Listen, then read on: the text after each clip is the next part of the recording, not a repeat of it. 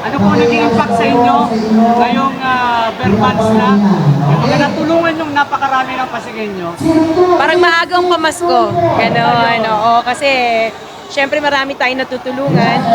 And usually, tuwing Pasko naman, namimigay tayo. So, parang maagang pamasko namin sa Pasigueño. Yan. Para ano po ang masasabi nila na kahit yung medical mission po nila ay padami na po ng padami. Ano po kung sa inyong medical mission? Nako, tuwan-tuwa ako na maraming pumupunta sa medical mission namin. Parang anticipated siya na bumaba sa lugar nila. Siguro dahil ang daming serbisyo na binibigay ng St. Gerard Charity Foundation. Kaya ang daming uma-attend at pumupunta. Sa medical mission, meron po kayo naman pag wala po kayo sa field, meron po pala kayong ginagawa sa inyong office ng cash assistance at saka medical assistance. Tama Yes. po ba? Yes po, oo, sa office. Pag wala kami medical mission, araw-araw meron pa rin tayo tuloy-tuloy na service na medical assistance tsaka financial assistance. Yan. Oo. Ang business owner, hindi po ba nakaka-affect yung binibigay ng tulong sa mga Hindi namin marinig eh. bilang business owner po, sa araw-araw po na pagtulong, hindi po ba nakaka-affect sa business? Ay, hindi. Actually, hindi siya nakaka-apekto. Katunayan, yung mga empleyado namin, nag-enjoy sila sa ginagawa nila. Parang dahil sa common na namin ginagawa ito, nakailang medical mission na rin kami, parang naglalaro na nga lang sila eh. Parang, kasi tuwing Saturday at saka Sunday, wala naman kami pasok. So parang ito nagiging parang outlet nila. Na nakatulong na sila, nag-enjoy pa sila, nakagala pa sila. Nakarating sila sa iba't ibang lugar dito sa Pasig. Hindi, tsaka bukod doon na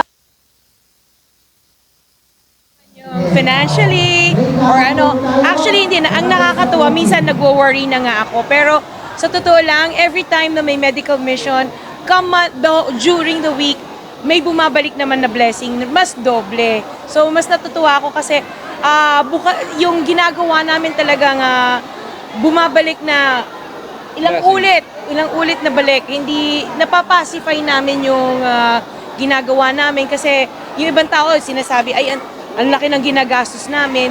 Kaya lang kasi yung laki ng gastos, konti lang yun dun sa kinikita namin, dun sa negosyo namin. Yung balik na blessing niya ay mas marami po. Yes. Kuya Carly, ano yung pakiramdam ng maraming natutulungan mga tao? Pakiramdam namin, parang alam mo yung pakiramdam na kaligayahang panloob ang nararamdaman mo na makita mo na yung mga ngiti sa kanilang mga labi at saka mga natutulungan mo, nakikita mo yung naging pakiramdam mo noon dati na yung bang humingi ng tulong pero walang gustong tumulong sa'yo or hindi ka makakuha ng tulong. Ganun din po ang nararamdaman namin na kapag kami nakakatulong, katulad ng before na nararamdaman namin, yun din po ang kaligayahang nararamdaman namin na alam namin na yung tumanggap na yun, masaya siya sa kapirasong natanggap niya. So, Kuya Carly at Sarah, this is our 17 po ba or 18? 17 na ba? Something like that po. ganun. So, hindi po pa kayo napapagod, Sir Carly and Ma'am Sarah sa medical mission kasi halos lahat po, present po kayo lagi. Hindi po kayo napapagod. Yes. Oo. Natutuwa kami dahil noong una, nagiging healthy na yung kalusugan namin, nakakapagbigay na kami ng magandang kalusugan sa kapwa, nagiging healthy po yung katawan namin kasi parang ito na rin ang paraan at parang form of exercise namin. Katunayan, sabi ni Sarah, lumuwag yung yung t-shirt ko. Sabi ko, hindi ka ba natutuwa dyan? Lumuwag yung t-shirt mo dahil parang pumayat daw siya. O, at least nabawasan yung natin, mga fats. Kakaikot. Sa tinig nung Gina kanina, sa damdamin niya, mukhang sabit na sabit din. Matagal lang din nakakaranas na ibaba itong medical mission. Ano po reaction mo? Actually, oo, matagal na sila yata hindi nagkaka-medical mission. So, masaya kami na may paabot kaming medical mission sa ibang tao dito na dumating. Nakakatuwa na ako, overwhelmed din na ang dami nila na parang in-avail yung services na lalo na yung wellness. Siguro nagpamasahe, nagpamanicure, pedicure. So, nakakatuwa naman na sa maliit na bagay nasayahan ng mga pumunta dito ngayon. Ma'am, successful yung event na concert ninyo ng St. Gerard. Magkakaroon pa po kaya ngayong Berman? Titingnan namin. No, yung concert ba sa Palatio yung sinasabi Oo, mo? nandun. Yes, oo. Titingnan natin kung meron pang ibang concert or kung ano ibang bagay ang gagawin namin sa mga barangay. Kasalasan ko pa request naman. Or depend, oo, sa request naman kasi ng mga kapitan niya.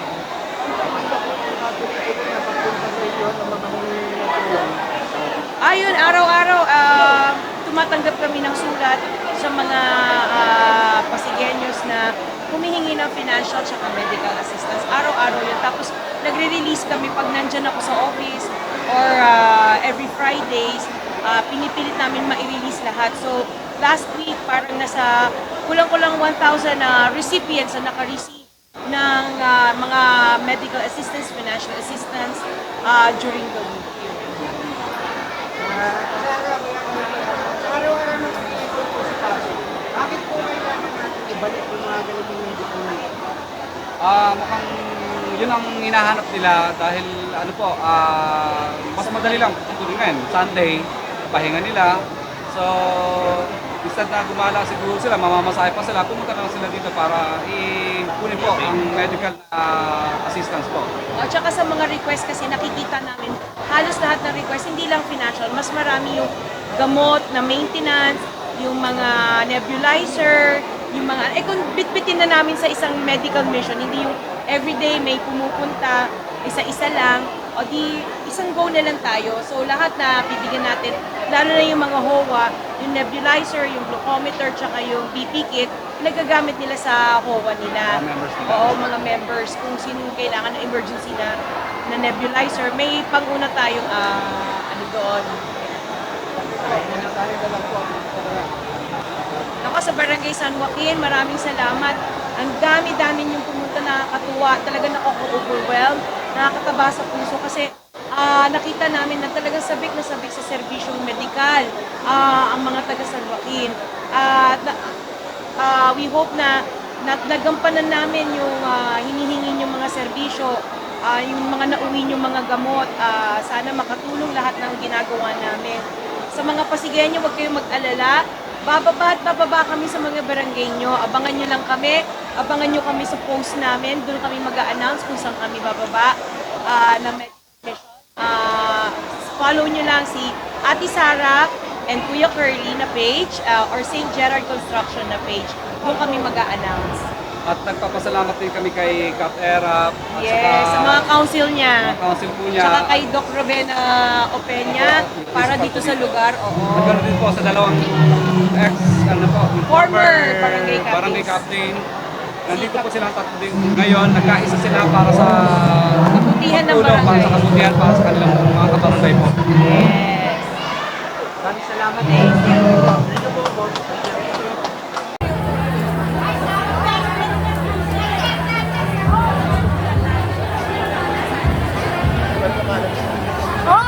Punta po daw sa lupon.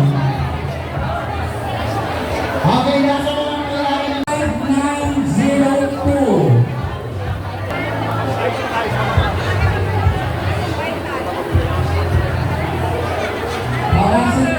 Asan po yan?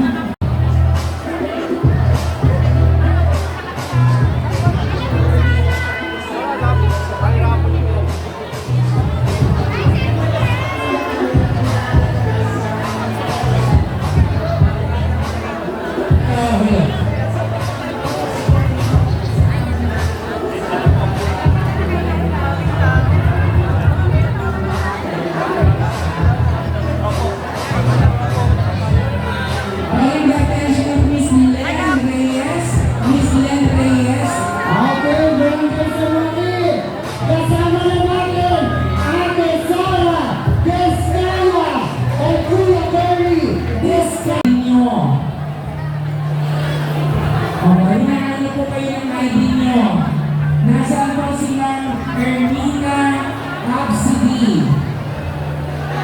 Nandun po ba?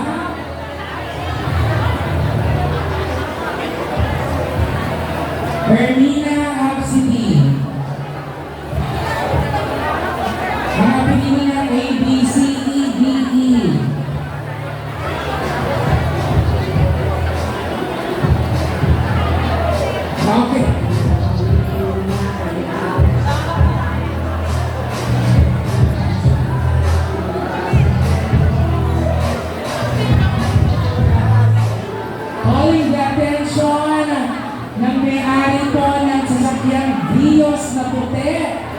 nakalagay po at naka-park. Maaari po daw pa-pull out po. Gagamitin ano. Bigyan muna natin ng pagkakataon. May sasabihin po si Cap Percy kay Tom. Okay. Good morning sa lahat. Yung pong mga magre-request o nais mag-request ng nebulizer o yung glucometer o yung pang-PT. Yung po, Ikaw ba yung si Roda sa Batang Quiapo? Emergency, tsaka po photocopy ng bahay. Kailangan mo lang konting taray para siya. Ang po namin ngayon is yun po Ayan po, akala ko po si Roda. Akala ko si Roda ng Batang Quiapo eh. So yung mga personal request po na individual, okay po. Okay, uulitin po natin ha. Kung kayo po ay meron pong for individual, so meron po kayong request for financial or medical assistance po,